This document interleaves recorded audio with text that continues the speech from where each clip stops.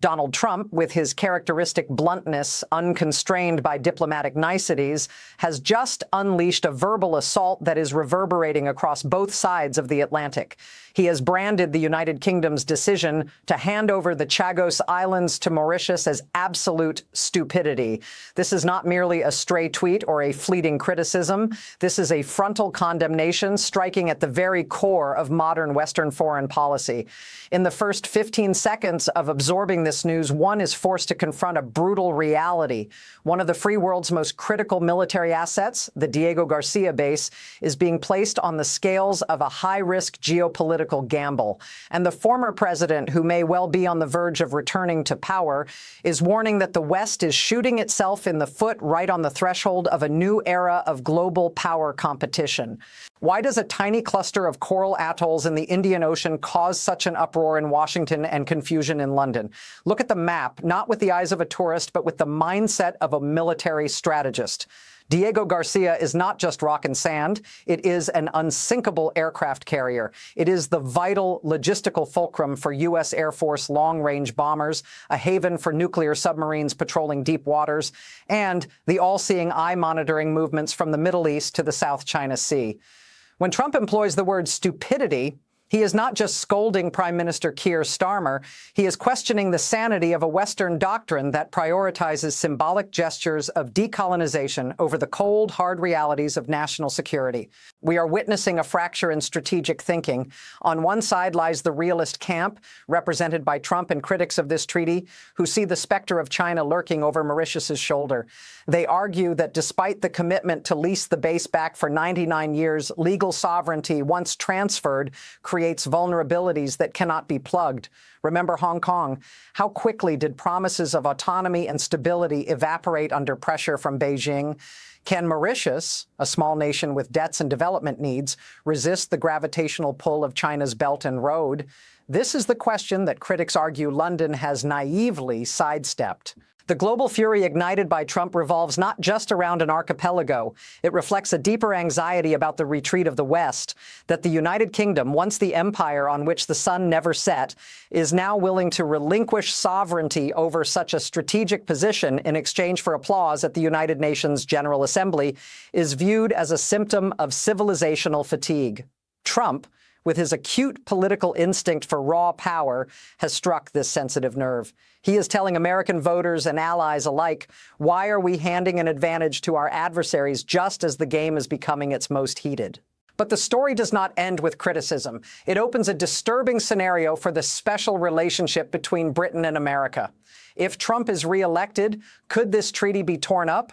Will Washington accept that the security of its most critical military base depends on the goodwill of a third party? We stand at a crossroads where international law collides violently with the survival needs of superpowers. And in the next chapter of this geopolitical tragedy, we must examine more closely the China variable, a factor that diplomats in Whitehall seem to have underestimated, yet remains a constant haunting presence at the Pentagon. If Trump is re-elected, could this treaty be torn up? Will Washington accept that the security of its most critical military base depends on the goodwill of a third party? We stand at a crossroads where international law collides violently with the survival needs of superpowers. The former president's vernacular, branding the deal as distinct stupidity, may lack the diplomatic polish of the Court of St. James, yet it pierces the veil of polite international consensus with the subtlety of a sledgehammer. When Donald Trump employs the word stupidity, he is not merely hurling a personal invective at Prime Minister Keir Starmer or the Labour government in London. He is diagnosing what he perceives as a chronic malady in Western strategic thinking, voluntary naivety. Consider the map. Diego Garcia is not merely a tropical abstraction or a forgotten coral paradise. It is the fulcrum upon which American projection of power in the Indian Ocean pivots, reaching into the Middle East and checking ambitions in Asia. It is home to strategic B-52 and B-2 Spirit bombers, the eyes and ears of Western intelligence in a volatile region. The United Kingdom's transfer of sovereignty over the Chagos archipelago to Mauritius, a small nation that observers note is increasingly under the deep influence of infrastructure investments from Beijing, is viewed by conservatives in Washington as an act of slow-motion geopolitical suicide. This is not simply a return of territory. It is a retreat of the old order. Critics compare this moment to the Suez Crisis of 1956, the marker of the British Empire's decline. But this time the decline comes not from external pressure, but from internal fatigue. Why relinquish a permanent strategic asset in exchange for a temporary 99-year lease? History teaches us that leases are worth only the paper they are written on, whereas sovereignty is steel and concrete. A poignant question arises. When sovereignty changes, who dares guarantee that the new landlord will not change the locks? Security analysts express deep concern that Mauritius, however well-intentioned, may find it difficult to resist the gravitational pull of China's Belt and Road initiative. If the flag changes, will rival surveillance vessels begin to appear on the horizon, camouflaged under the guise of commerce or scientific research? The global fury sparked by Trump is not limited to tweets. It reflects the genuine anxiety of allies like India and Australia, who see the Indo-Pacific security architecture being dismantled piece by its very architects. Yet, beneath these public criticisms lies a far more terrifying variable that few dare to speak aloud, a risk located not in London or Beijing, but deep within the Pentagon itself. The global fury sparked by Trump is not limited to tweets. It reflects the genuine anxiety of allies like India and Australia, who see the Indo-Pacific security architecture being dismantled piece by its very architects. Yet beneath these public criticisms lies a far more terrifying variable that few dare to speak aloud, a risk located not in London or Beijing, but deep within the Pentagon itself. Diego Garcia is not merely a strip of sand or a random tropical island. In the strategic vision of the United States military, it is the unsinkable aircraft carrier. Visualize the concrete runways stretching endlessly amidst the ocean, where B-52 and B-2 Spirit bombers can launch to reach the Middle East or the South China Sea in mere hours. This is the eye of the Five Eyes intelligence network, the vital logistical hub for every major Western military operation of the last half-century. When Donald Trump terms the UK's handover of the Chagos Islands to Mauritius as stupidity, he is not engaging in a sophisticated legal analysis. He is speaking the language of raw power. To a transactionalist like Trump, surrendering territorial sovereignty, the most tangible and permanent of assets, in exchange for paper promises of a 99-year lease, is an act of geopolitical suicide. He sees in it not compliance with international law, but weakness, a voluntary retreat reminiscent of Britain's withdrawal from east of Suez in the 1960s, which marked the twilight of an empire. But why does this trigger global fury? Is it merely about a remote island? Hardly. The question observers must pose is, if London can be compelled by legal and diplomatic pressure to relinquish such a critical strategic asset, what falls next? Gibraltar? The Falklands? Or more crucially, what signal does this precedent send to Beijing? Critics argue that China need not fire a single shot to expand its sphere of influence. It simply needs to await Western fatigue. Mauritius, the recipient of sovereignty, possesses increasingly deep economic ties with China. Although the agreement contains provisions allowing the U.S. to continue base operations, the skepticism of Trump and of many strategic planners in Washington is entirely founded. A lease can be canceled, renegotiated, or nullified by political shifts in the host nation, whereas sovereignty is absolute. The stupidity Trump alludes to in the conservative interpretation is the Western naivete in believing that a rules-based order remains valid for adversaries seeking to rewrite the rules of the game. We are witnessing a collision of two worldviews. On one side, Keir Starmer's administration, believing in resolving historical disputes to bolster moral standing, and on the other, Donald Trump, who believes moral standing is worthless without the hard power to defend it. When Trump calls it stupidity, he touches upon the deepest unspoken fear of Western allies, that Great Britain, America's oldest and most reliable partner, may no longer possess the iron will to sustain the burdens of global power. And if this special relationship fractures over such core strategic disagreements, the entire Western security architecture becomes more fragile than ever before. However, this outrage is merely the tip of the iceberg. A more brutal truth is being obscured behind the debates over sovereignty and international law, a danger arising not from who owns the island, but from what lies dormant in the deep water surrounding it. While the world is consumed by Trump's tweets, another chessboard has been quietly arranged where Britain's concession may have inadvertently triggered an irreversible chain of events, directly threatening the United States' nuclear deterrence capabilities in a way the public has not yet begun to imagine. Seamlessly continuing from the assessment of the geopolitical chessboard and nuclear deterrence, we enter the eye of the storm. The United Kingdom's decision to transfer the Chagos archipelago is not merely a change of color on a map or a magnanimous post-colonial gesture. In the view of Donald Trump, it is a symptom of strategic atrophy, an act he bluntly labels as stupidity. To understand the gravity of this word, one must look not at tweets, but at the history of imperial decline. The former and potentially future president is viewing this through the lens of stark realpolitik. To him, Diego Garcia is not a remote tropical island. It is an unsinkable aircraft carrier, an impregnable checkpoint in the middle of the Indian Ocean from which B-2 Spirit and B-52 bombers can launch to reach the Middle East or the South China Sea in a matter of hours. When London agreed to cede sovereignty to Mauritius, a nation increasingly tightening its economic ties with Beijing, Trump sees a nightmare scenario. The keys to the Western fortress are being handed to a new landlord, whose political allegiance could be swayed by massive loans from the Belt and Road Initiative. But pause for a moment and ask, is this merely the hyperbole of a politician, or is it a belated wake-up call?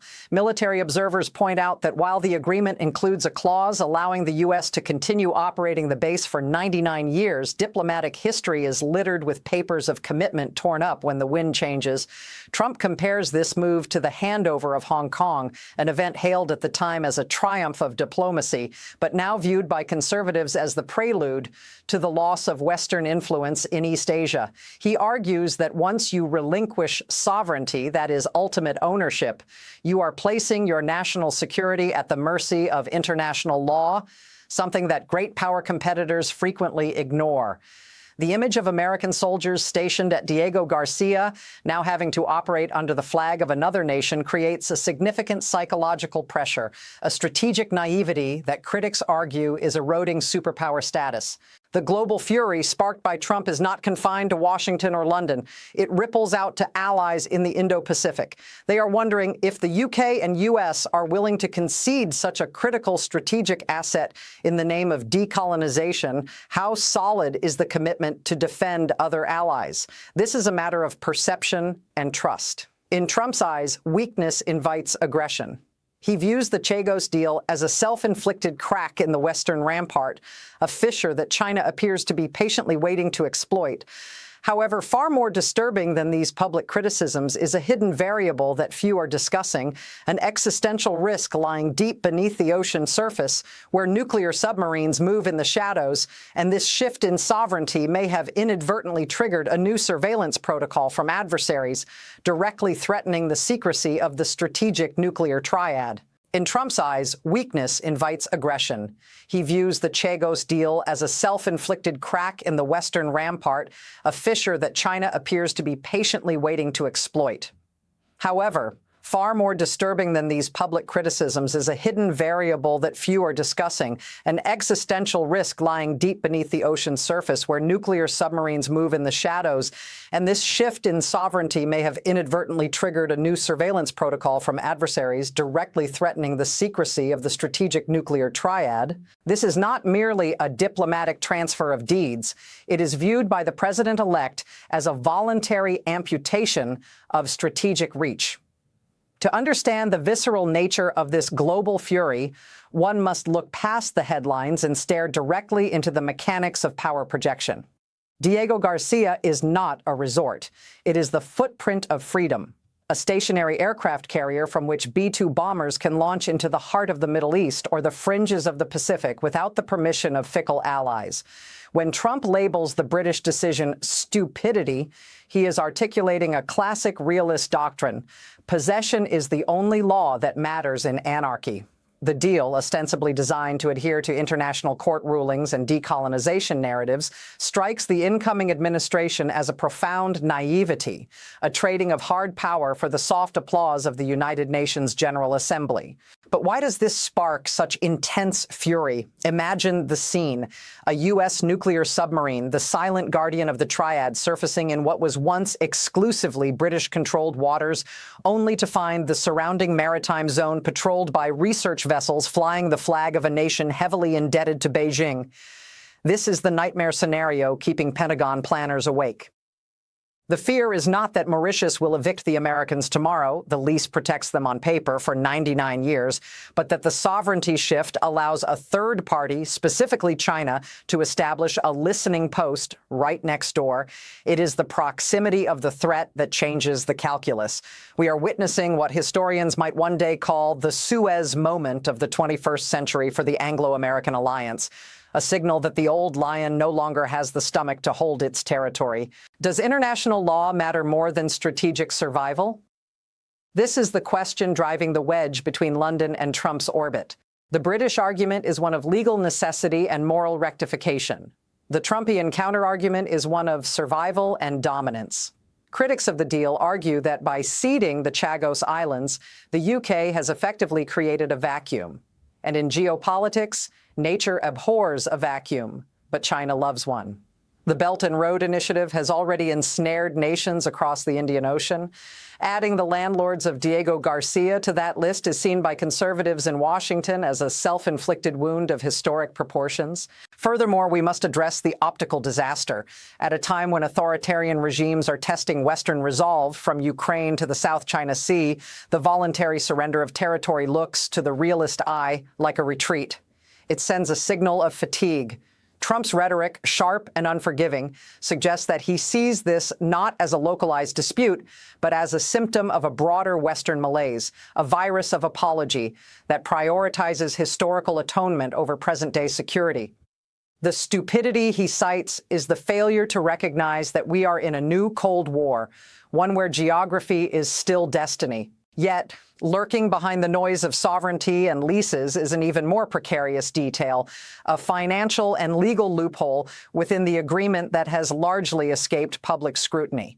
While the world focuses on the flags and the maps, a specific clause regarding environmental compliance and joint marine management may provide the perfect legal cover for adversarial encroachment, effectively neutralizing the base without firing a shot. This brings us to a chilling realization about the future of the alliance. While the world focuses on the flags and the maps, a specific clause regarding environmental compliance and joint marine management may provide the perfect legal cover for adversarial encroachment, effectively neutralizing the base without firing a shot.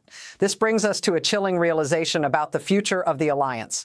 For, ladies and gentlemen, what we are witnessing is not merely a shift in territorial sovereignty. It is a violent collision between two opposing worldviews regarding the nature of power in the 21st century. When Donald Trump utilizes the vernacular of the street, labeling the UK's decision as stupidity, he is not merely uttering a random insult. He is distilling, in his characteristically abrasive style, a profound strategic anxiety that military observers have been whispering in the corridors of the Pentagon for months. Visualize Diego Garcia not as a tropical island, but as an unsinkable aircraft carrier, the only location in the Indian Ocean capable of hosting B-2 stealth bombers and nuclear submarines. Prime Minister Keir Starmer's agreement to transfer sovereignty to Mauritius, a nation that critics argue is increasingly beholden to Beijing's loans and infrastructure, is viewed as a voluntary abdication of strategic advantage, reminiscent of the 1997 Hong Kong handover, but with far more immediate military risks. Does anyone truly believe that a piece of paper signed in London can hold back the tide of geopolitical ambition? Nigel Farage, Trump's confidant and the fiercest critic in the UK, has warned that this deal grants Mauritius, and by extension their economic partners, rights over the waters surrounding the base. Imagine this scenario: not a military invasion, but a fleet of scientific research vessels or commercial trawlers docked just outside the base's legal limit, protected by the very marine green management clauses Britain just signed. It is death by 1,000 cuts. It is the transformation of a top-secret security outpost into a glass house where every movement is monitored. The global fury we are seeing, from Washington to allies in Asia, stems from the fear that the special relationship is being eroded by strategic naivety. Trump views this as proof that Europe, and specifically the current Labour government in Britain, is prioritizing the dogmas of decolonization and international law over the brutal reality of great power competition. For American conservatives, this is this generation's Suez moment, a sign that Britain no longer possesses the will or the capacity to maintain global order alongside the United States. And the most stinging question, the one that will haunt policymakers in the coming months, is this. If London is willing to surrender Chagos, how fragile is their commitment to other global flashpoints? We stand on the precipice of a global realignment where old allies may become strategic liabilities.